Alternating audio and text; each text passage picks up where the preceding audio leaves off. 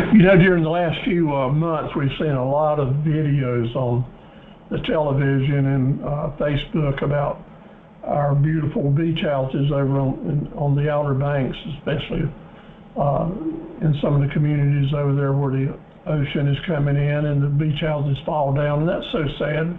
I had a beach house for 35 years and we've sold it, but I can just imagine how sad that is. You know, it all gets back to the foundation that you build your houses and your lives and your businesses on, how sturdy and steadfast they can be.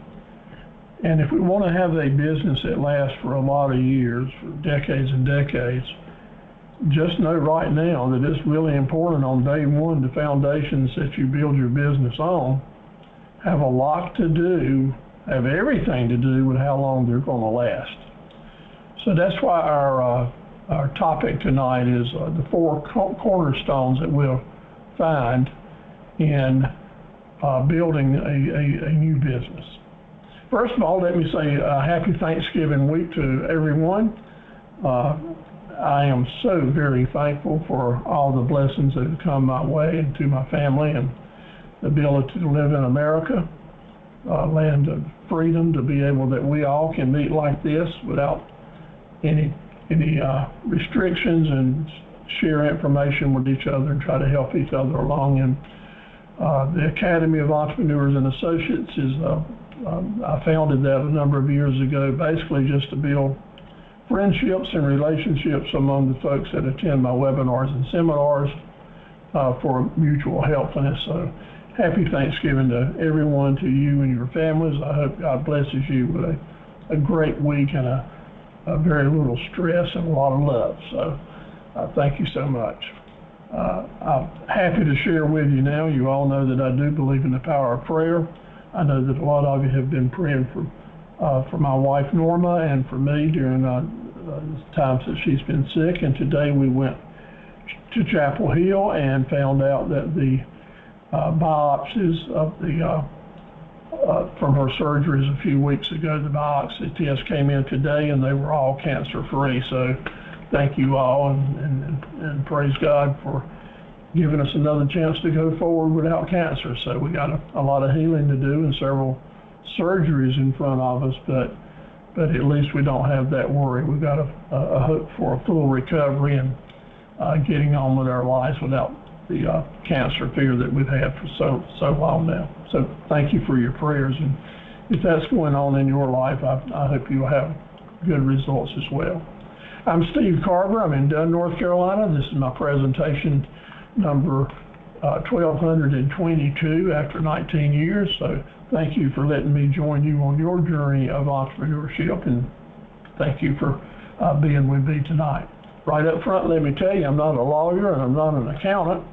I'm just a fellow that's been in business for 66 consecutive years and counting, still doing it today and loving it, doing business nationwide with internet sites and selling and a few other enterprises. But it's good to do business. It's fun. I enjoy it. And one of the things I enjoy most is working with you folks.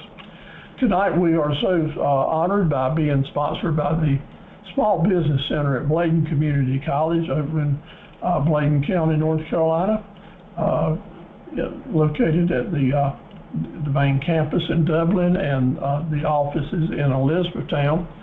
The director there is Terry Dennison, who is a wonderful Small Business Center director, really knows business, knows how to help people, looks forward to helping you any way she can. I encourage you to be in touch with Terry and let her help you.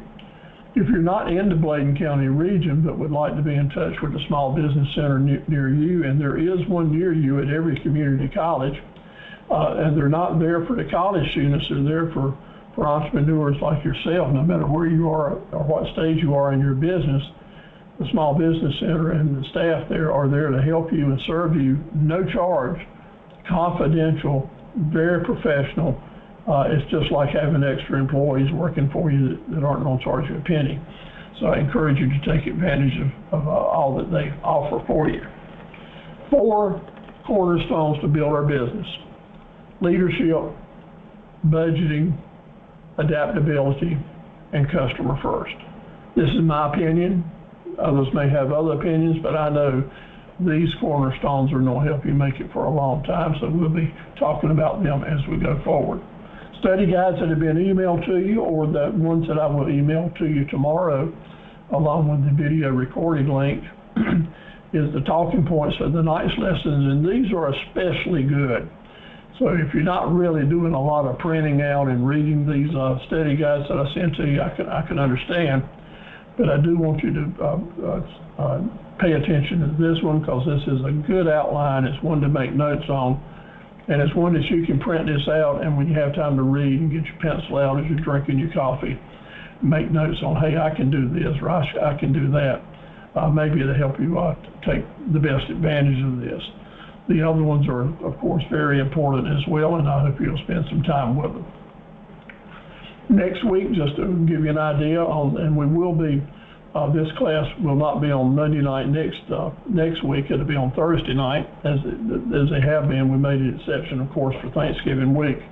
But next week, we're going to be talking about, if you're in business a long time, there's going to be some big risks that are going to come your way.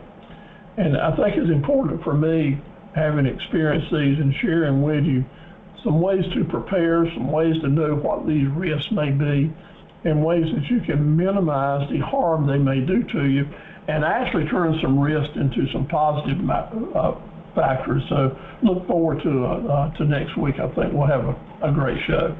I am keeping up with attendance. Thank you so much for joining us. We got some that have not missed a single session so far. But if all you have to do is attend five of our sessions, and you will automatically qualify for a certificate of completion. And I'll be glad to have those printed up. They're very, very nice certificates.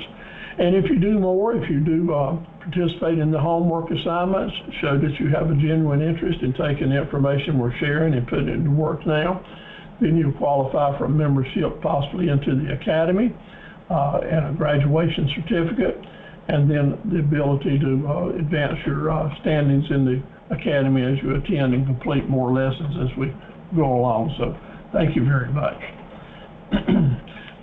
Speaking of and saying thank you for attendees so far, Wilkins Speaks, glad to have you on board, and look forward to hoping you will come back. You joined us last week. Cassandra Shepard was with us last week, and hopefully she'll come back in tonight over in Winston-Salem. Tony Bennett was with us as well, and she has got a wonderful thing going on in Greensboro, the Motive Solutions, and that was why Tony has really put a lot of work into her business, and I look forward to hearing from her again. Got a long-term 20 years experience in working and just doing a great job with her business, helping people find better solutions for the workforce. She's already done a good job, and I learned a lot when I was reading her mission and vision statements. Got it posted as her website. I'd invite y'all to visit there as well. She's way ahead of the norm, and I'm looking forward to watching her business grow. I see some indicators that the business is just now becoming more publicized, and she wants to move it forward, and we want to help her. She's done a good job, so I encourage you to visit these websites. I will send you a link to her website, and hope that you will join her and check her out, send her a message, and I invite her to stay in touch with the Academy. She's done a good job, very professional looking.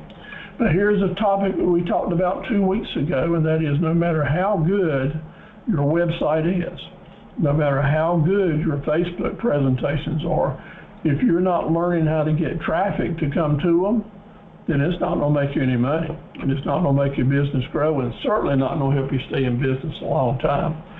So here's a great Facebook presentation that's being made. However, at this point in time, it's 0 followers and 0 people following. Now, if you follow the guidelines that I'm encouraging you to do to instantly start building your following, you will instantly start having a better chance to start making more sales and move forward. Jennifer joined us as well, and her framework Designs NC, apparently she's been working on that a while and doing a good job with it, and looking forward to learning more about Jennifer and the work that she's doing. Great logo, moving forward with that. Good presentations in the community, and just so proud of the people that are in the academy attending these seminars. We're trying to help you move forward, and we'll keep doing that. Framework is indeed doing a lot of design work, and apparently embroidery is another type of imaging on different products and cloths. So we're certainly looking forward to watching that business grow and learn more about it. Here again, let's go back and see what kind of following we're getting. Again, we have to get our message out. We got to get that fresh bait out in the ocean. If you don't catch those fish, we got to get these promotions out to the possible customers if you hope to bring them in. So here's a great work. A lot of work has been put into this Facebook presentation, but at this point, 42 followers and 22 that are following. That's a good ratio, and 42 is a lot better than 0, but I'd rather see 5,000 there, wouldn't you? And we can get that 5,000 number if we work at it and start bringing people in. Edna, good to have you back with us from Tarboro, again an Academy Master, and we're so proud of the work that you're doing. Kahara in Concord has got a fantastic salon business going on, and she's posted a lot of new items on Facebook this week, videos and such as that. Really great work. I'm so proud of the work she's doing. She has 262 friends, which is a good number, no doubt about it, a very good number. But look at her business site, 2,500 people followers there, with 8 following today. So that's showing you the difference. Once you get your personal site up and you start pushing your business site, you can really bring your numbers up with certain methods. I'll call it guerrilla marketing. If you have an interest in doing this and missed the earlier presentations that we did a couple of weeks ago on that, the 1, 2, 3 step-by-step process of increasing your following, and you'd like for me to send you those videos and how to do that, I'll be glad to do it. Just mention over on chat that you'd like for me to send it to you, or mention send me an email and ask me, and I'll be glad to share that information with you, no charge. We're glad to do it. Z. Chloe is doing a good job in Raleigh. She's working really hard in nonprofits to help veterans. Now that speaks to my heart. I've been working for veterans for a long time. I believe in it sincerely, as Jerome has over in Clarkson.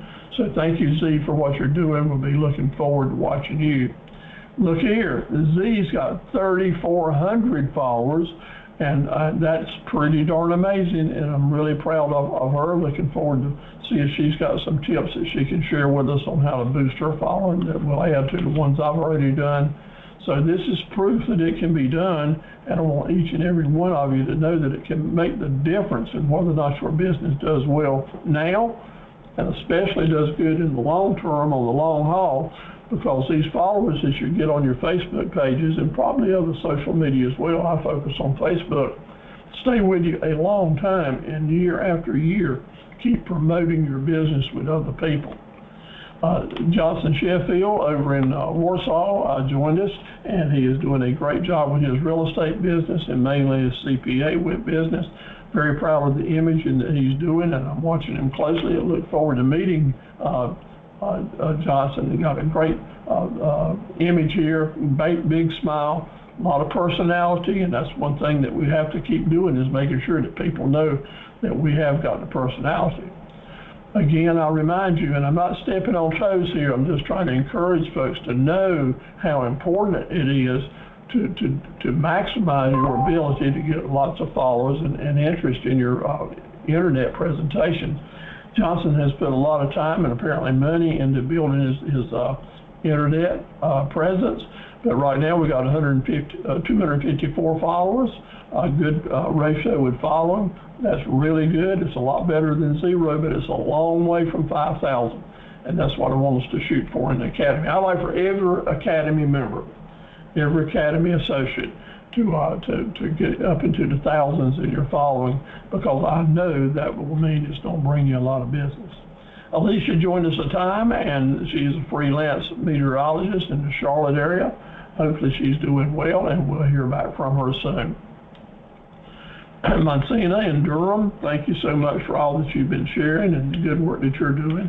She's moving her business forward, and she is in the business to help people advance in their employment, do their resumes, recruiting, headhunting, actually, if you'd like. Johanna in Mooresville, thank you so much for the information that you shared. We certainly do appreciate you. She's been real active on Facebook this week, doing more and more about promoting her products. Got some great new images and things she's selling for Christmas. Let me tell you, right now, if you don't make it for the long haul, you have to be, well, I encourage you to be really plugged into seasonal marketing. A lot of business is driven by the seasons. Christmas, Thanksgiving, New Year's, 4th of July, Valentine's, Mother's Day, the holidays in the season. If you plug those into your marketing campaign and you plan well ahead and have really good content in your ads and your promotions, you will do a lot better year after year. So she's doing a great job. Hey, Carolyn, good to have you with us tonight. Congratulations on the work that you're doing, getting your Triton Women's Physical Health and Wellness business started. I know it's going to do well. Your imaging is fantastic, and we certainly look forward to helping you any way we can.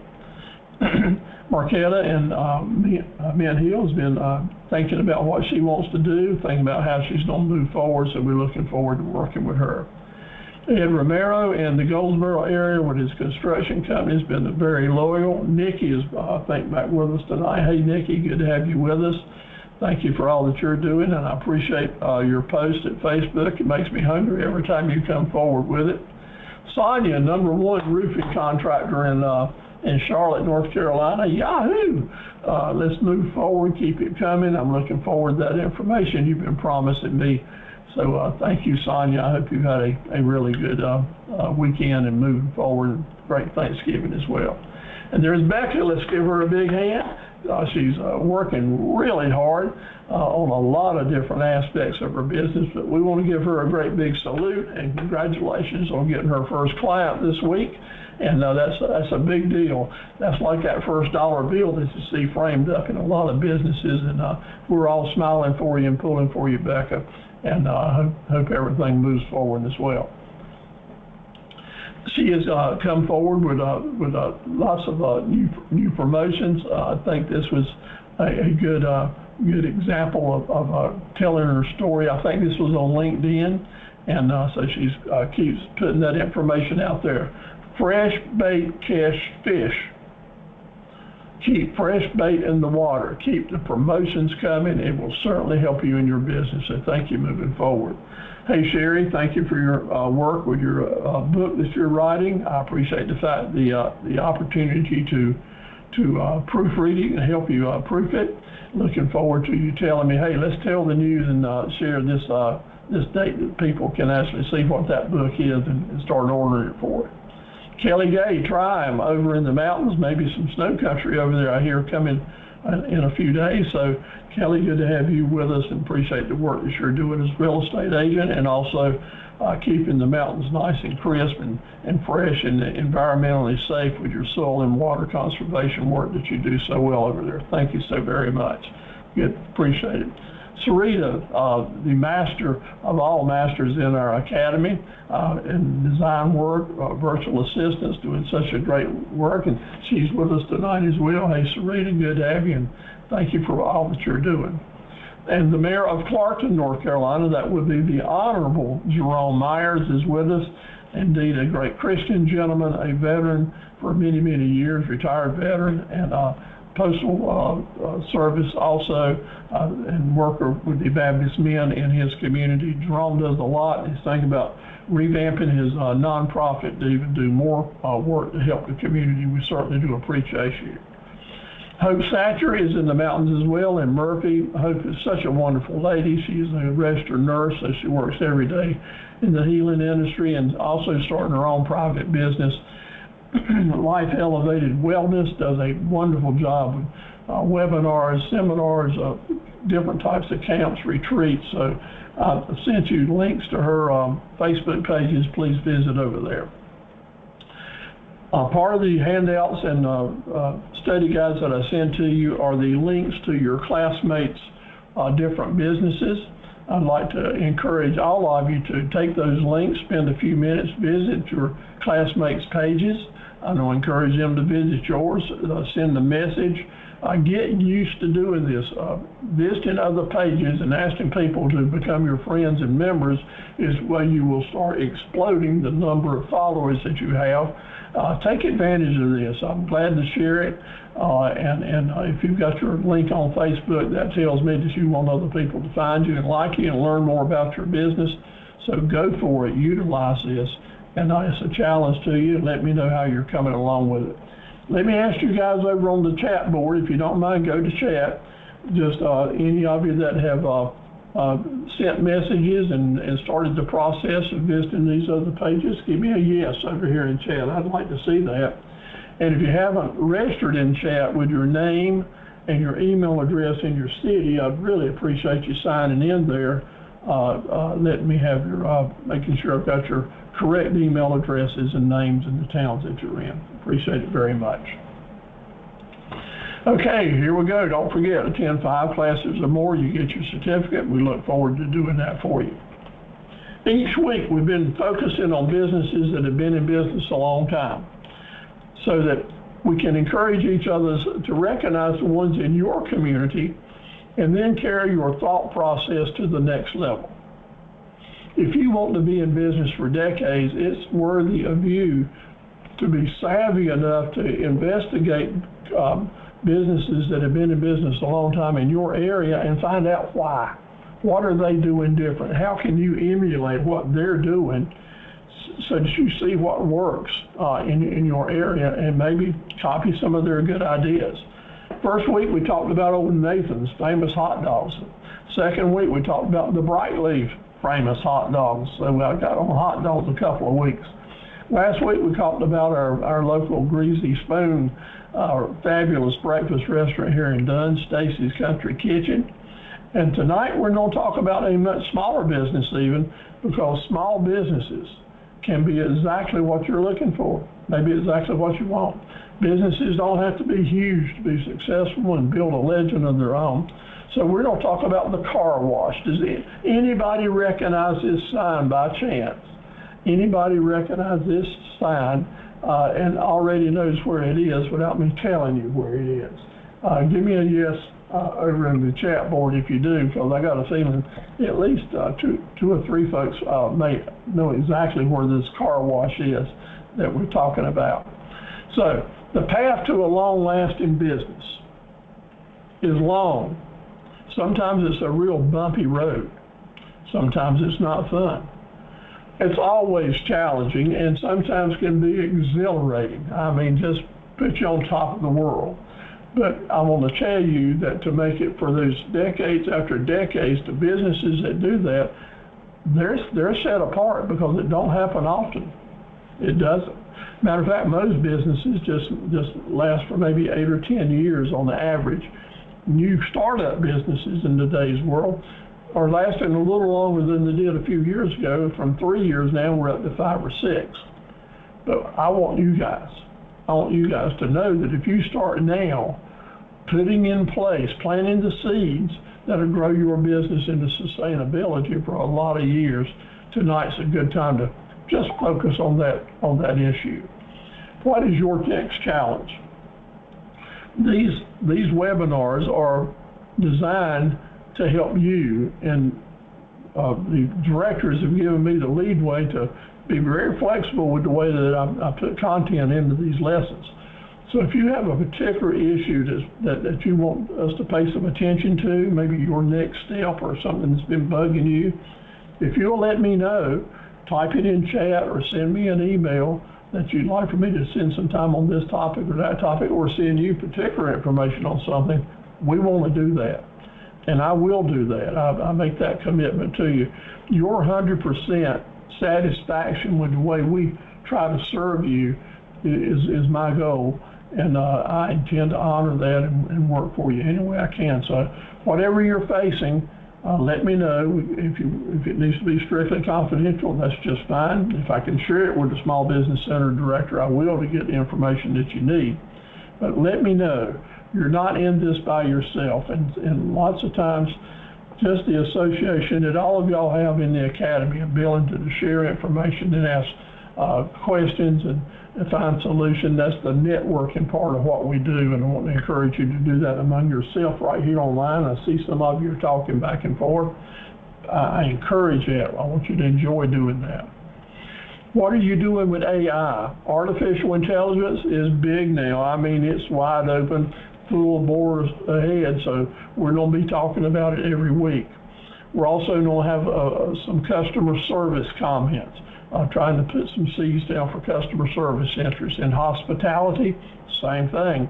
If you're going to be in it for the long haul, you're going to do that. All this adds up to, I want you to feel like that you're going to be in a league of your own. You're going to feel good about saying to yourself, I've accomplished being in a league of my own because I'm doing some things better than other people are doing it. I'm proud of that, and I want you to know it. And so you can enjoy that feeling, and because it's contagious, and indeed will help you stay in business even longer and longer and longer. So as I say it again, go ahead over to the chat board. Y'all talk to each other, ask questions, learn about each other, and please follow those links, those Facebook links, send messages, start sharing information. Your friends will become their friends and vice versa, and you'll see your numbers grow, see your business grow. So what did you do with AI this week? What did you do with AI this week? I used it somewhat, and I'm planning on using it some more. I'm doing some estate planning, and AI has been very helpful with that, and I want y'all to know that. AI is easy to find how to get started. It's not just for big business. A lot of folks think it's just for big business, but it's not. It's for you and for me, the whole world, and therefore all of your competitors, all of my competitors have the opportunity and access to it, and they're going to be using it. And if we're behind the game, I don't want to be planting fear seeds here, but just very awareness. If we're letting everyone else get ahead of us with how we can use and benefit from AI, we're not being very smart. And the Academy is going to be a group of smart folks. So get into it. Just go ahead and say to yourself, I need to start doing more. I have to keep telling myself there because it's new territory for me, but every time I've stepped into it, I've come out saying, wow, this is incredible. So customer service, hospitality, and the league of your own. 3 important areas that we need to keep in mind, need to be working towards all the time for longevity. So let's do that. Tonight, how about the car wash? How about the car wash? This is in Elizabethtown, North Carolina. A car wash is a business that gets a lot of personality in a small community, in a large community, but it can have longevity that is absolutely incredible. So for 18 years, this husband-wife team, Jimmy and Jan Lewis, in Elizabethtown, North Carolina, have owned and operated a family car wash. 18 years and counting. They're still in business right now on a little corner right there in Elizabethtown. And to me, it was an exciting, exhilarating day when I found them, did business with them, and started doing some investigating in the community about them, and found it to be very worthy that a small family-run 2 or 3 person, 4 person car wash business is not a shoestring business, but one that can be very, very dependable, very, very profitable, and very, very stable. So that's why I wanted to highlight this, because some people would look at this as saying, well, you know, I could run my car wash on weekends and keep my full-time job I've already had and maybe double my spendable income. And that's true. I'm seeing lots and lots of small-town car washes being developed, people willing to work. And you know what? It is something that I found here that made it especially interesting to me, because I do business with a local family-owned car wash here in Dunn, a group of a Mexican family has opened up a business now, and they've been operating for about 6 years here in Dunn. I've done business with them maybe 3 or 4 times a year, and just found it very rewarding. But this crowd is a different story because they do more than wash the cars. This is a picture of the business on a busy corner in Elizabethtown, and they are offering more than car washes. They've got a little produce stand set up in the growing season and sell other things that are in season. Remember what I said earlier? Whatever your business is, if you're interested in doing business in the seasons and you have access and ability and the energy to find products that adapt to the seasons, you can take a non-related business like a car wash and turn it into a bazaar, so to speak.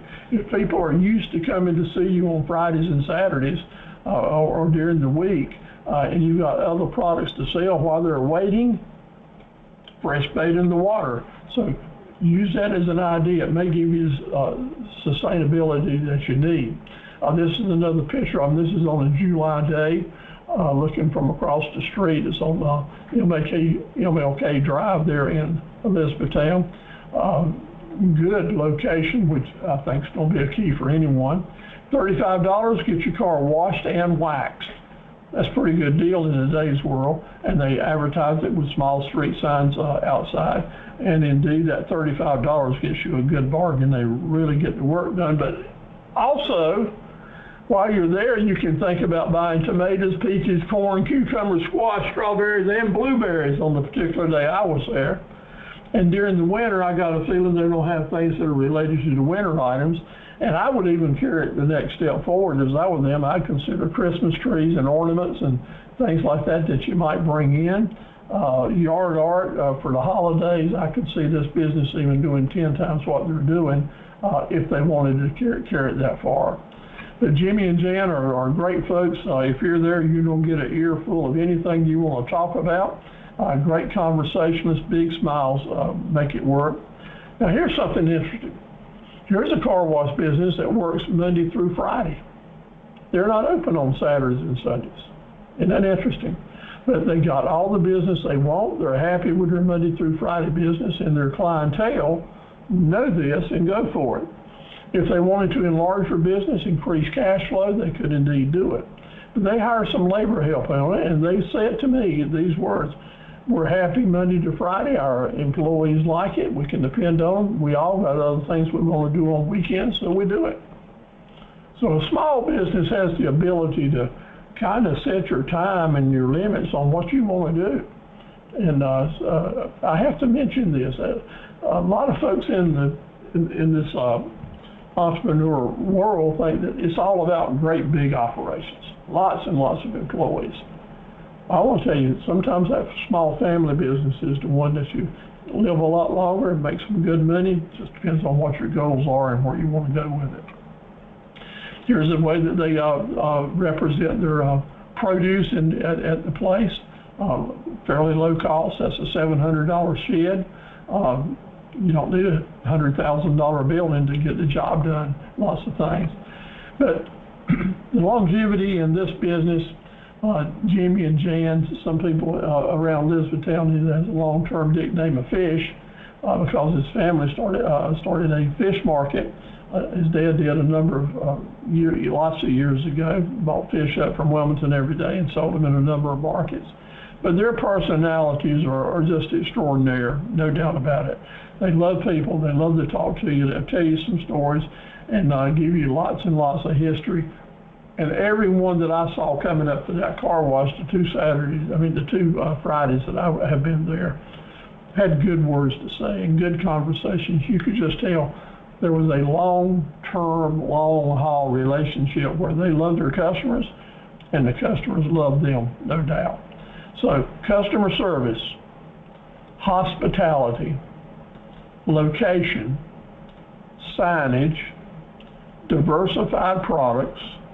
They offer pickup and delivery, which is an extension of customer service, standard days, Monday through Fridays, and personality extraordinary. Those are the markers that make this business make it for the long haul. And those are the markers that make this particular business and put them squarely in a league of their own. There's 1,000 car washes around, but there's not but one car wash like this. And it happens to be in Elizabethtown, in the county that's sponsoring our program tonight. So congratulations, Jan and Fish. We're proud of you. Keep up the great work. I hope y'all enjoyed a little slice of life out of Elizabethtown here. So, how about that grand opening? You ready for it? You already been there? It's kind of an important thing to go for. How about that going out of business sale? We don't want that, do we? No way. So, what sets the ones apart? Going out of business and grand openings is the foundation that you build your business on. Have you got your focus on the right things to do it? So, what do we want to do? So, the 4 cornerstones are leadership, budgeting, adaptability, and customer service mindset. Make a note of that. And as we go forward tonight, let me encourage you to consider each one of these on your notepad, and you start making notes of what's ringing the bell for you. Which one of these cornerstone ideas do you think will really fit well in your planning? And maybe you hadn't considered it at all. Lots of times that's the case. And that's why they bring in an old codger like me to help maybe share some long-term experiences with you. Because, you know, this page could be filled with 100 different things we could call cornerstones, and other presenters might use different things. But to me, these are the ones that help my companies make it through the years and the ones that I've observed along the way. So let's talk about leadership, which really goes right straight to decision making. Are you feeling like that you are ready to make the decisions to make your business last a long time? Well, my friend, let me tell you, I don't say, yes, you are. You're ready to make the decisions if you're in the position to do it and gotten the courage to do it. And I want to encourage you to find that intestinal fortitude, that 4-letter word guts.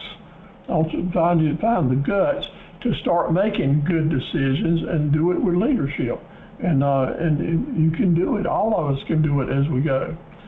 Leadership is all about the courage to do it to the point that other people will follow you. That's the only thing a leader needs is a follower, and he or she is a leader. But how you lead is so very important. And the qualities of leadership are just really, really simple to think about. Clear vision, effective communications, adaptability, and the ability to foster a positive attitude, a positive culture all the time. And if we can remember how important these are and hold on to it, then as we hone our skills, we will be able to achieve success. So let's think about that again.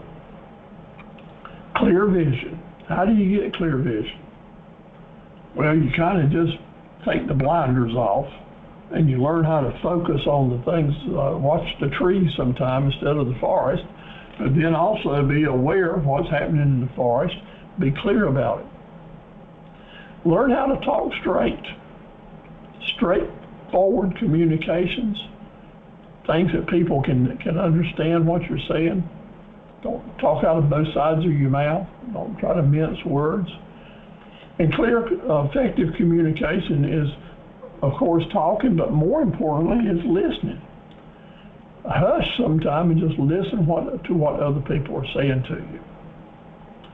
Be flexible. A lot of folks say, I don't get my business plan here and I don't stay with it, and I don't got my budget here and I don't stay with this, and I'm not going to move from it, and I'm going to head on down the road now. I got me a good plan.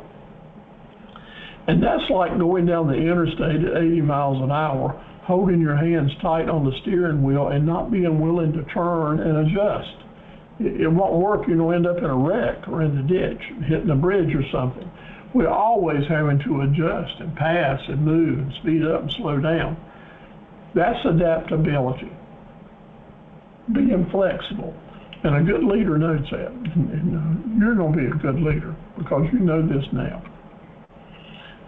Strategic thinking comes into this, and that's being willing to forecast. And I mentioned that a lot in previous classes, but having a forecasted goal, setting it up, and then a timetable when you want to get there. That's giving you a clear vision on where you're headed. Once you know where you're really wanting to head and you got a path to get there, things will go a lot better for you. So a well-defined strategy is going to be important. If you don't know how to put that together yet, it's understandable if you've never done it before. So I want to encourage you to sign on for our January and February classes, because we'll help you step by step put your strategies together for your goals and help you get that clear vision. Once you have the vision, we have to convey it. We have to share it with other people. We have to share it with our employees. We have to share it with our potential customers. So having the clear vision and having our goals and being able to share it in a good way is going to get those customers coming your way. It's going to make them feel good about doing business with you. But it starts with you having those goals set forth. So this is a good place that I'll mention to you again. Doing your mission, vision, and promise statements. You saying to yourself and putting it in writing what you're going to be trying to do for yourself, for your company, for the community, and your customers. Putting that in writing with your vision statements and your mission statements is going to help you determine where you're headed, your core values actually, maybe your moral compass, putting it in writing. It'll encourage you to do some thinking that maybe you hadn't done before, to the point that you're willing to share in writing, and then you can take those ideas and put them right into your marketing campaign and let the customers know that you do have a clear vision and you do plan to have leadership and do things the right way. So I'm encouraging you now, if you haven't done your mission, vision, and promise statements, it'll go a long way to helping you internally create the pathway to success, and even more so, help your customers see that you're heading in the right direction with a good moral compass. We mentioned adaptability and flexibility. They go together. They're not the same two words, but they're tied up with each other, because there's going to be changing times every day. Everything changes. Nothing has taught us about change like COVID did in this century. The COVID issues turned big businesses inside out, put small businesses out of business, did a lot of damage, but you know what else it did? It put a lot of people in business. It showed a lot of people that had been in business a long time how to stay in business, and they did. And my business, for example, learned a lot, and any business that's open today learned a lot from COVID, because there are a lot of businesses that didn't make it. What's the difference?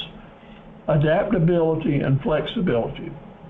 Now, I'll share with you that a day in March, several years ago, I had 44 seminars booked on the books on a weekday in March.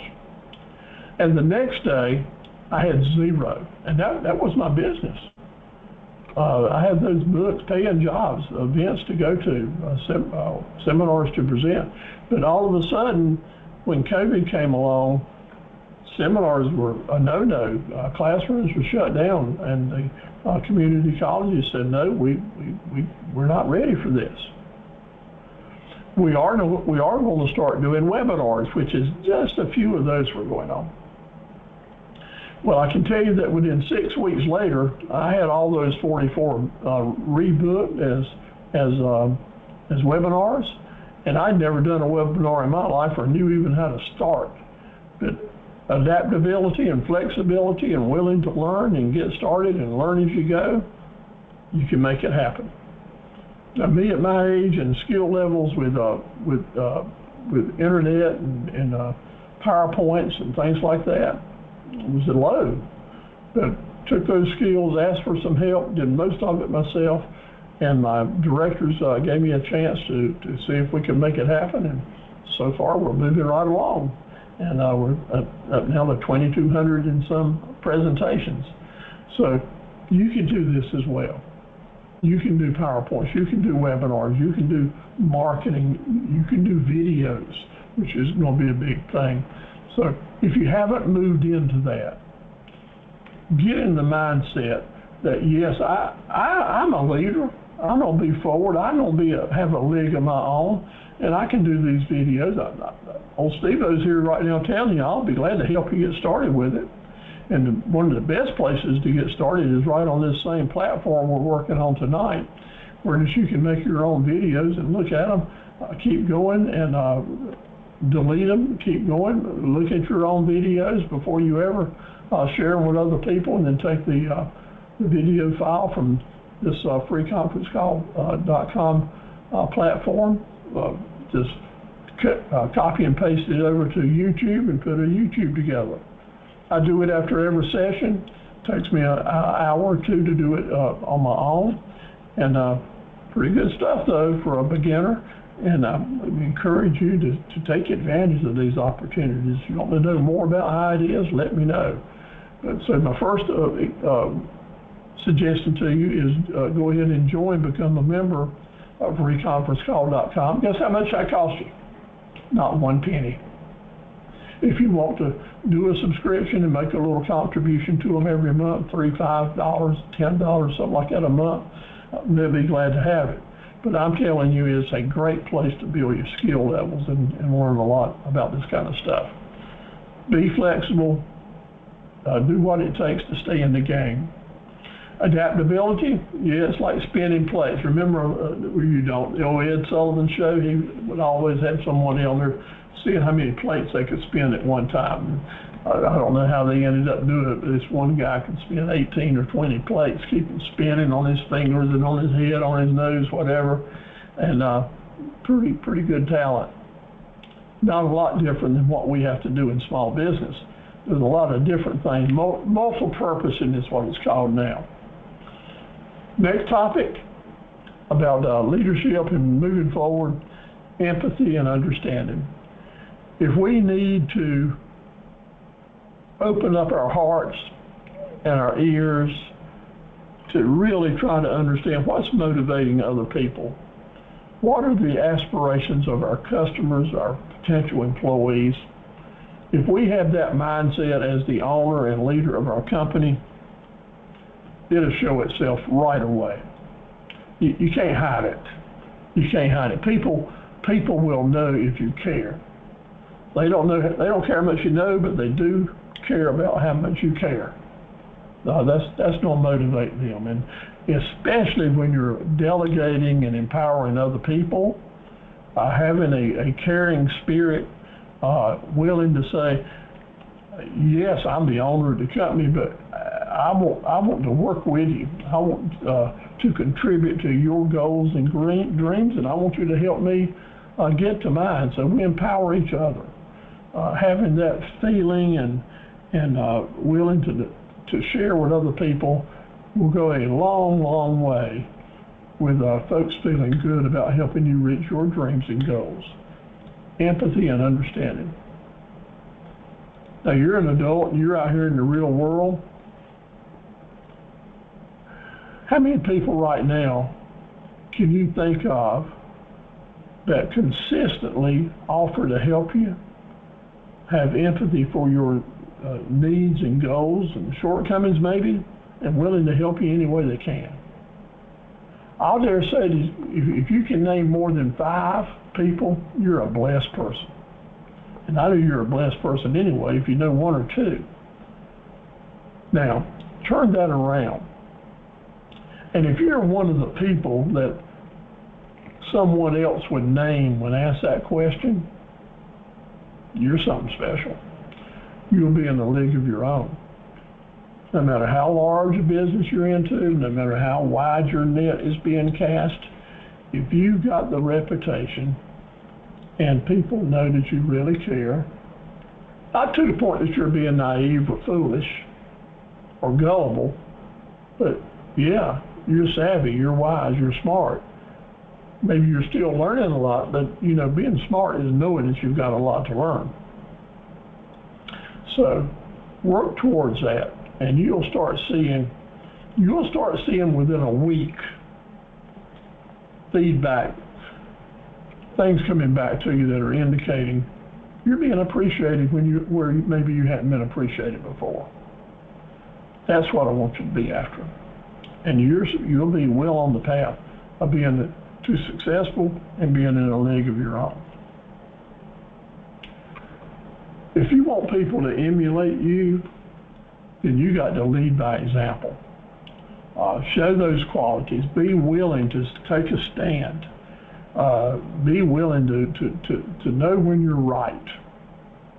And no matter what the other noise is or all the other political things that are going back and forth or happening in the community, sometimes to be able to just say, enough is enough, we just need to make a stand. I was so very impressed with some politicians this past week. I'm not often impressed with politicians. But when members of the House and the Senate of both parties stood up and said, we are veterans, and when we swore to uphold and defend the Constitution, we took an oath to not follow unlawful orders. Everybody who's been in the service, I think since Korea, have sworn to that if you're given orders to do unlawful things, you're not supposed to do it. And recently, 5 or 6 Congress people made a video encouraging our military folks to remember that. That was not a political thing. That was a constitutional thing. And by golly, I was proud of them for their saying. They didn't name any names. They didn't point any fingers at anybody. They just made the statement, remember your oath. That took a lot of courage. And that's the kind of examples that true leaders who have a moral compass are willing to do. And if you show that type of courage and strength in your beliefs, people may not agree with you, but they will admire you.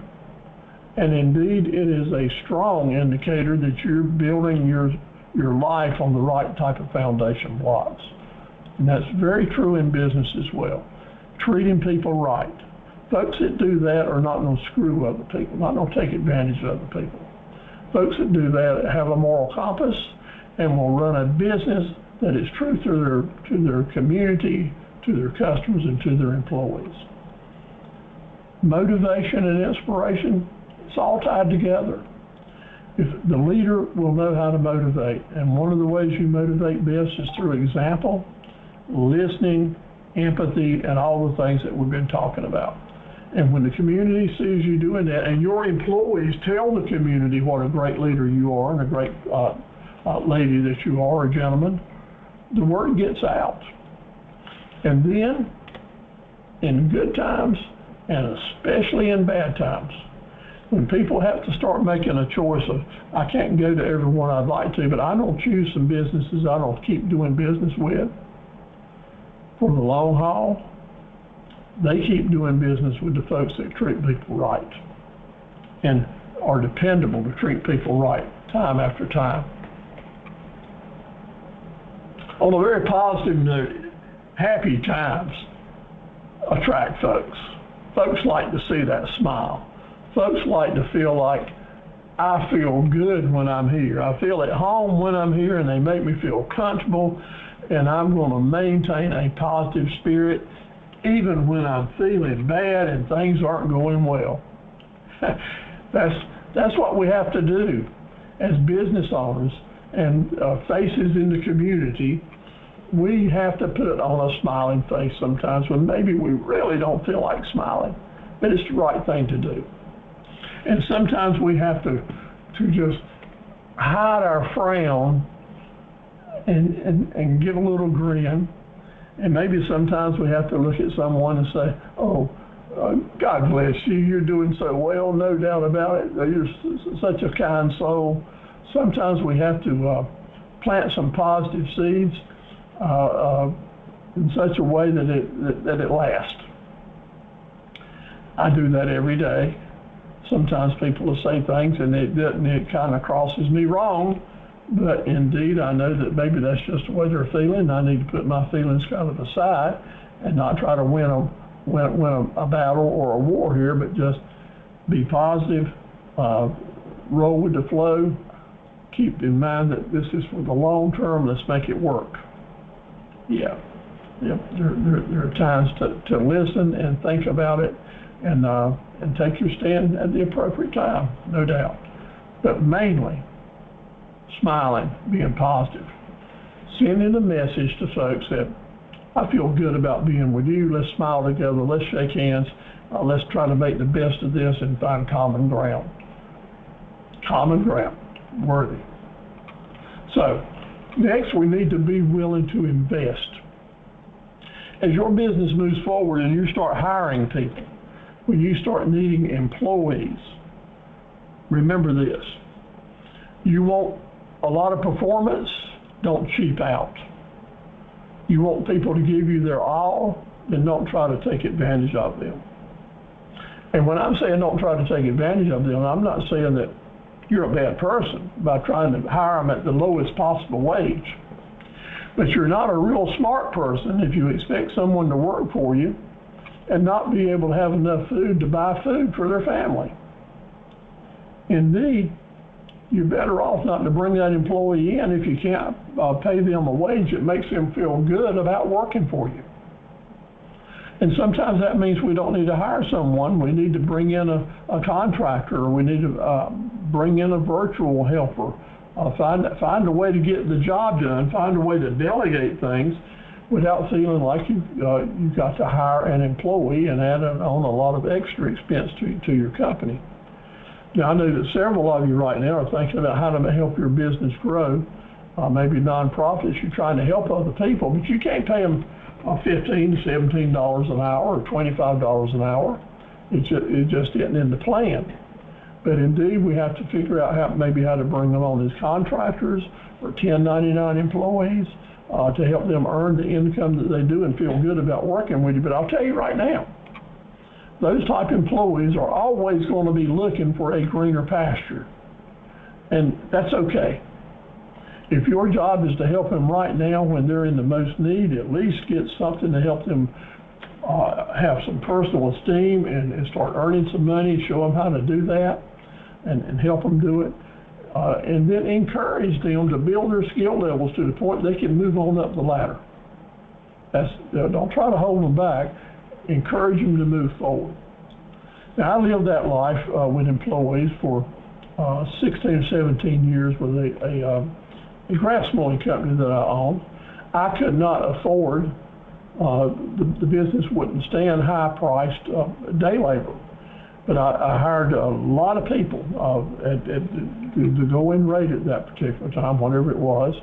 I paid a lot of overtime, but at any rate, I was always encouraging them to stay with me, but if they had a chance to go to a better job, I wasn't going to hold them back. I couldn't pay them any more, but I wouldn't hold them back, and I'd give them a good recommendation. And those people are still friends of mine.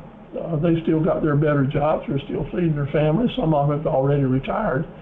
But I always say to folks, I want to help you, but if you need to help yourself and go somewhere else, I understand that. That understanding goes a long way. That is building the strong relationships that you want to build.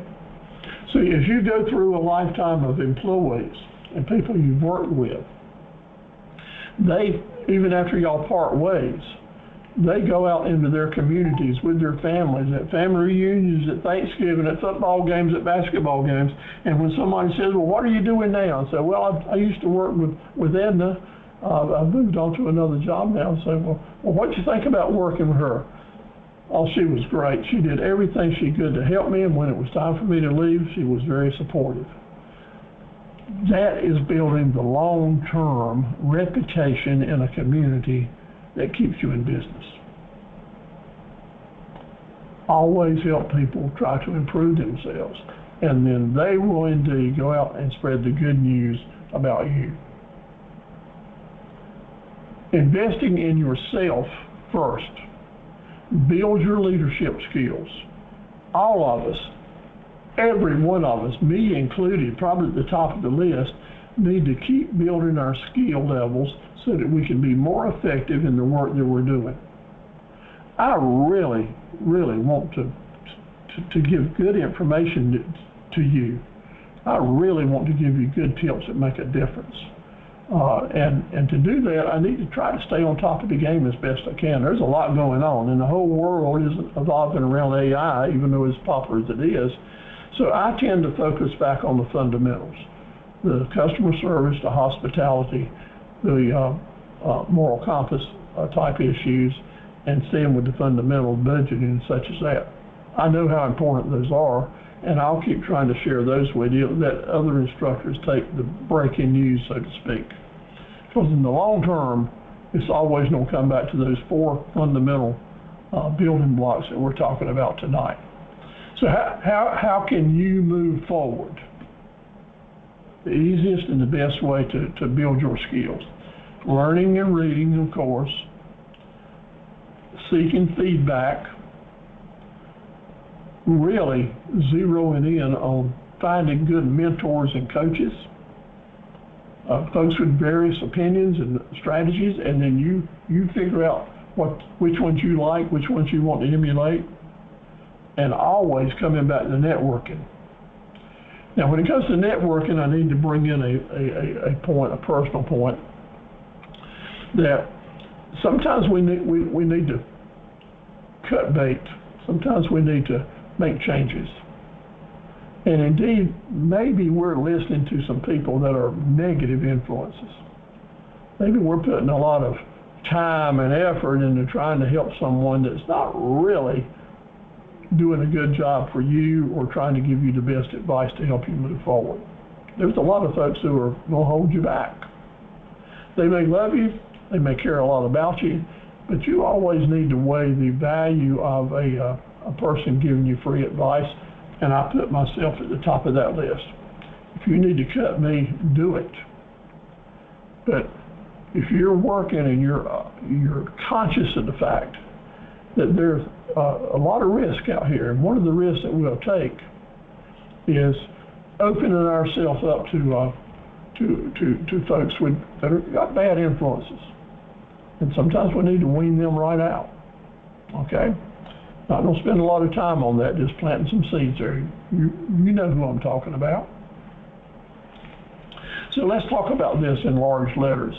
The essence of effective leadership in a small business involves the combination of vision, communication, adaptability, and the ability to inspire and motivate, guess what?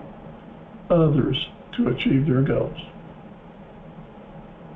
If you're able to motivate others to achieve their goals, guess what? They're going to be motivated to help you achieve your goals. It's a full circle. Like most everything is in life, what goes around comes around, they say. But you as a leader, and Jerome, you've been there. You've been a leader in so many things through the years. Edna, Becca, you know this with your military service, no doubt about it. And in a leadership role, you can just see it happening. When people accept you as a leader, then they're going to try to help you move forward because they know you're trying to help them. And if we're doing that with our customers, it's going to make a big, big difference with how much business they keep giving to you for the long haul.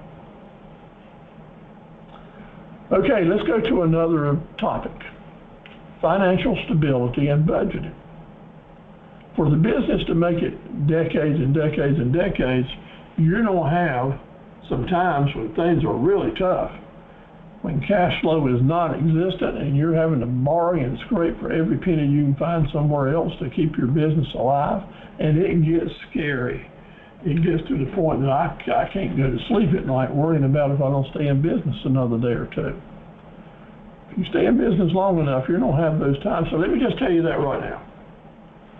So we want to find the key ingredients that we have as few of those days as possible. And I don't think we're going to be able to wipe them out.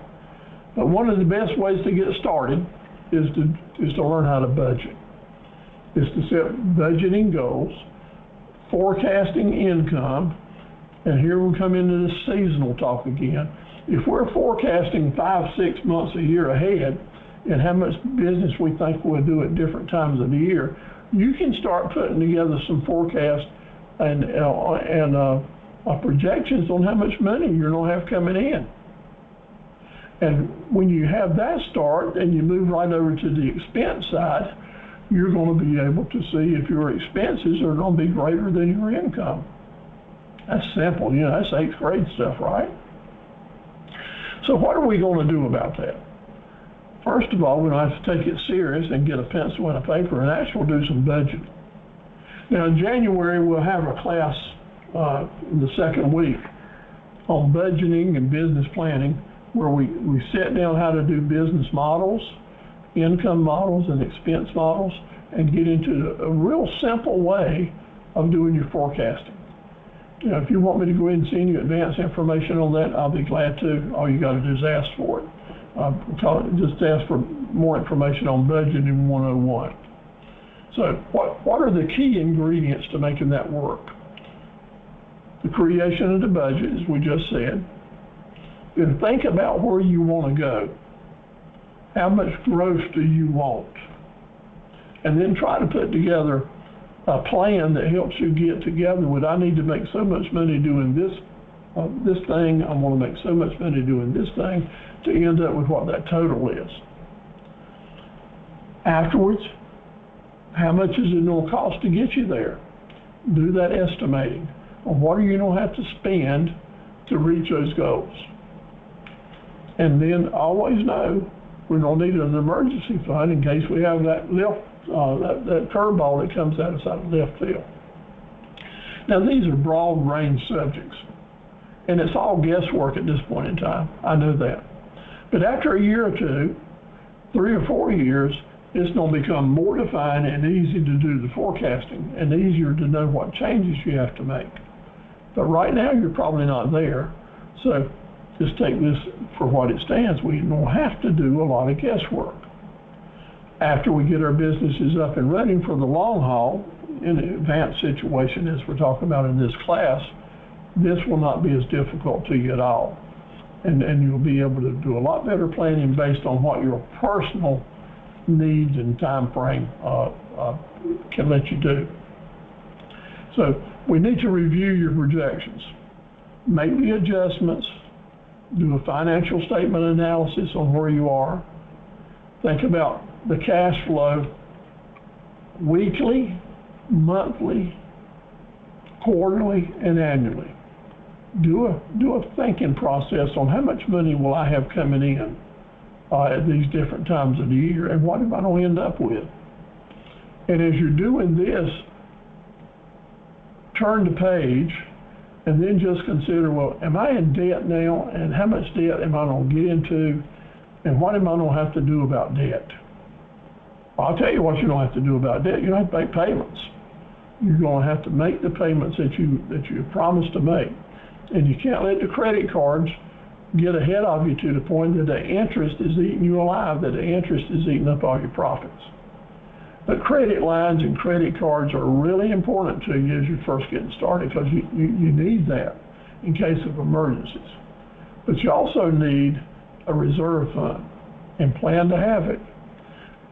Cash flow management is getting in enough cash flow now to pay your current bills, put a little bit aside, reduce your debts. Projections are very, very important for you. Financial stability, maybe we're coming down to one of the very most important lessons to learn, is diversification is the difference in whether or not you're putting all your eggs in one basket or not, and that's not a good thing. So tonight, if you're just getting your business moving and it seems like you're putting all your eggs in the car wash, probably not a good thing.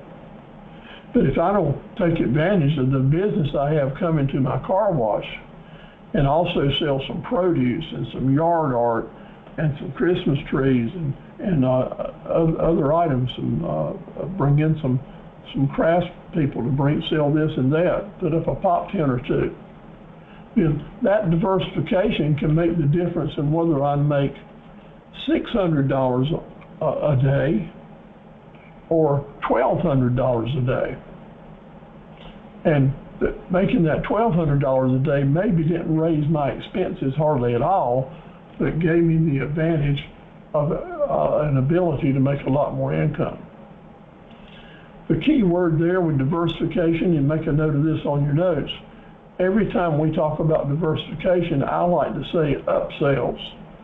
Let your diversification help you do upsells, bundles, putting packages together, selling more things to the same customer, make a lot more money, but not raise your cost of doing business up hardly at all. So what can diversification do? It's just like the chart here shows, it can increase your income stream, and more money gives you the ability to set aside more reserves. Lastly, the cornerstone,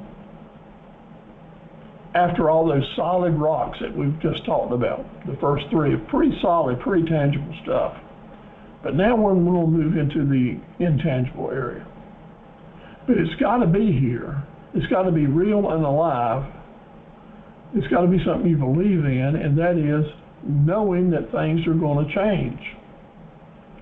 These solid foundations are solid. But one thing that has to be into consideration is we got to be ready for change. And we got to be willing to adapt. And not doing so makes you like the driver going down the interstate without willing to make the adjustments. So are you ready? Have you accepted the fact that change is important? It's crucial. For you to survive, we gotta stay the course, but for you to thrive, adaptability is the key to long-term success. Innovation is all about being ready for new products and services and letting you know that my business don't need to do a reverse every day, but you're going to have to make some changes pretty quickly from time to time. You'll lose some customers. You'll lose a supplier. Maybe you'll lose a credit line. Maybe you make a bad mistake and just screw up and it costs you a bunch of money.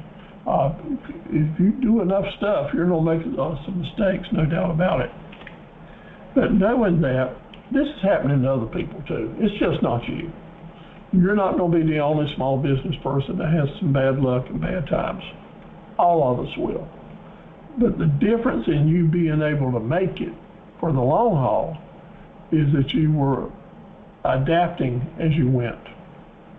You had in the back of your mind that you knew this might be coming and you already had a way to get to plan B. That's the savvy in staying in business for decades. Staying ahead of that competitive curve, knowing that the competition is chopping at your tail, knowing that employees customers can be as fickle as you can imagine. They jump from one to another. But if you've got the key ingredients that we've talked about in the other three foundation blocks, they're going to be a lot less likely to leave you. And then it really narrows your risk by having those first three foundation blocks in place. It narrows your risk just to deal with the outside factors of Murphy curveballs coming at you, bad mistakes that you make or other people make for you. And as you narrow that down and you know that, hey, I've got places I can get good advice. I've got some reserve funds. My budget held up right. I've got enough leadership ability about me and experience to have a moral compass to make the right decisions and to ask the right people for advice. That's the difference. That's the innovation and adaptability that lets you choose for the future, hold steady when you need to, just suck it up and see it through with endurance. That's going to put you moving forward. Innovation, being willing to consider new products and new ideas, keeping your eye open, look for the next big thing that's coming, and are you going to be on the front of the wave or the tail end of the wave? I know that technology like AI and other things make us change. Our business model business plan, our budget, three things kind of together, your marketing plan, needs to be rethought all the time. And you as a business owner it's easy to get in the groove and say, hey man, things are going well. I don't take it easy. I don't go fishing. I don't leave it up to my managers to run my business. Things are hopping along really well. I've lived that life. But I've also had enough of good things and good thoughts about leadership that my dad had taught me to keep this innovation thing alive, knowing that we need to stay on top of the game. Now, sometimes I made these things just out of the clear blue and it was just all good, but sometimes competition or bad factors would make you make changes. The key there is to have your eyes open and see these red flags as they're coming and recognize them. That's another seminar that we give, is recognizing these red flags. So there's times that you have to make the changes to make your business go forward and to save it. It's called the pivotal points in a business. And that when you are recognizing the pivotal points, the turning points, the learning points, and the earning points, all those three factors will help you make changes at the right time to help you have the adaptability you need to recognize what's going on in the market, to understand the customer feedback that's coming to you. So getting back to that listening, that leadership, if you've got feedback coming to you and you are adapting to it, then you can move your company in the right place. Always have that door that you can open to something new. Don't box yourself into a place that there's not a door that you can open to bring something new in and take advantage of it. I'll say to you now, the mistake that a lot of business owners will do, they'll have that door open and they just want to open it too soon. Let whatever feels like the best thing that's good today and not in the long haul. When you open those doors and bring something in, you don't have to take risk. There'll be investments to make, time to invest, risk. So when you open that door, the first thing you want to make sure is that whatever you're bringing into your business is a good fit. It's going to fit in that circle that keeps things rocking. It's not going to be outside of the circle, which creates a bump in the road or problem. So you want to make sure that as you open it up and bring things in, it's a good thing for your whole business as a whole. Sometimes they're not, and sometimes you're better off to let it go forward if it's not a good fit for your business. And resilience, you don't get knocked down a whole lot. Whether you've been in business a year or 50 years, there's going to be some haymaker blows come at you that'll knock you down, put your face in the dirt. It's going to continue to happen. It's part of the competitive world. So here's the good news. We learn to shake it off and get up, because it's not how many times we get knocked down that counts. It's how well we are at getting back up and keep swinging. That's the resilience. And the more often you do it, then the odds start getting in your favor, no doubt. And the more often you learn to get up, the better off you get at dodging those bullets when they're coming your way, which again help you stay in business for the long haul. Adaptability, always having plan A, plan B, plan C, and plan D, and plan E. Be a planner, be a forecaster, be thinking about, not dwelling on. I don't want you to dwell on it, because you can waste a lot of time dwelling on too much forecasting. However, forecasting is so important, you need to do it well. But forecast on things that are real to you. But know that it's not bad to have all these different plans, because when you get to plan B, it moves up to plan A. Now you're just going to keep moving up the ladder. Always stay flexible. Always have the ability to adapt. So what are we after here? Better customer satisfaction. Competitive advantage, of course. More money to spend, more revenue coming in, better efficiency, and enhanced resilience. Innovation and adaptability bring you some really good stuff, and that's why I think it's one of our 4 cornerstones for long-term success. The customer mindset, the best. If we don't have that customer mindset that the customers are first, we're behind the game. They've got to be prioritized. All of our business decisions need to be covered by the umbrella, is this the best thing for customer mindset? Are we putting happy faces on our customers? Are we giving them the great personal experience? Are we helping them have a great map to the journeys that they've been in our business? Do we share hospitality? Do you? Do you make them feel at home in every aspect? Are we working hard for the best customer service that we can possibly give? Remember what it's all about, making them feel that they're at home. You do that with consistent satisfaction, always getting good feedback from your customers, and remembering what they're saying and including that in your database so that you can improve what you're doing down the road.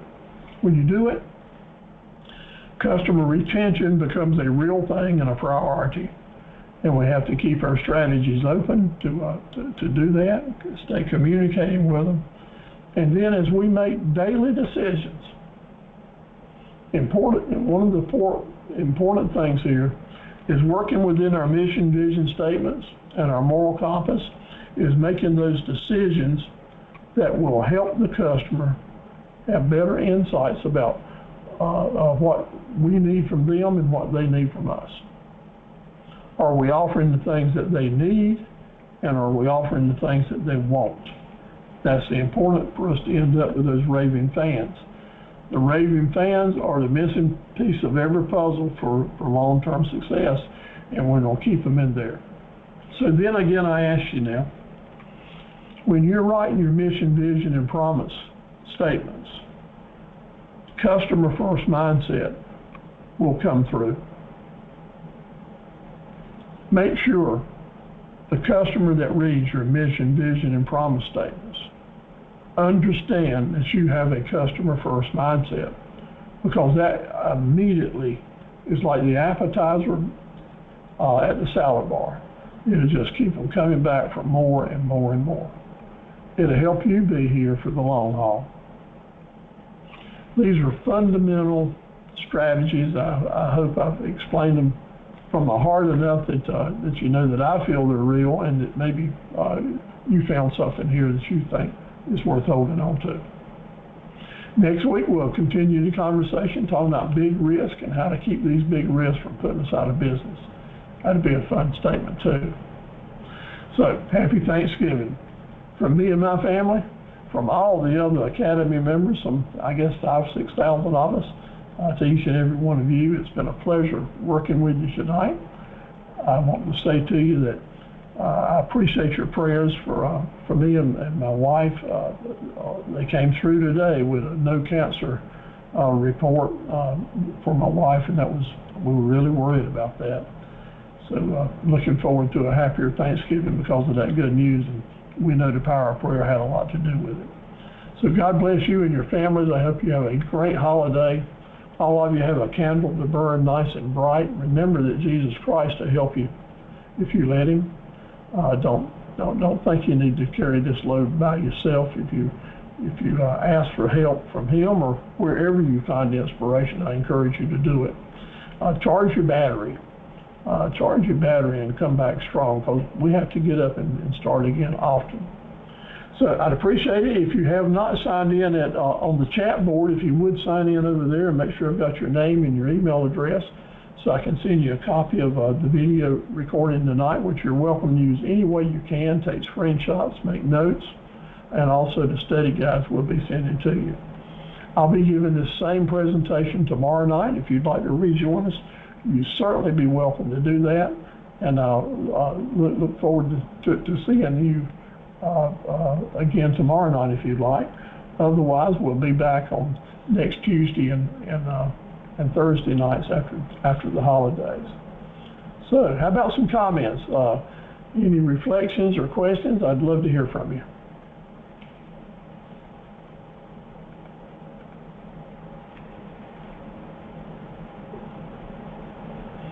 Thanks for the reflection.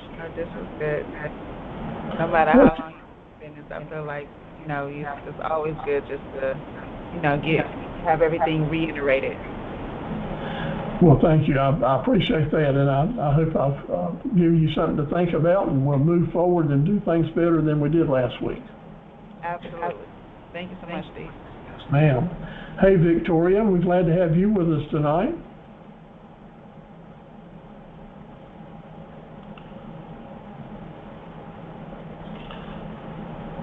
All right, well, no comments. So glad to have you with us. We will indeed look forward to join us tomorrow night. I hope you all have a really wonderful Thanksgiving full of happiness and family and no stress and great food and a great weekend afterwards. So as they said on Walton's Mountain, good night, John Boy. Have a good night. Good night. You as well.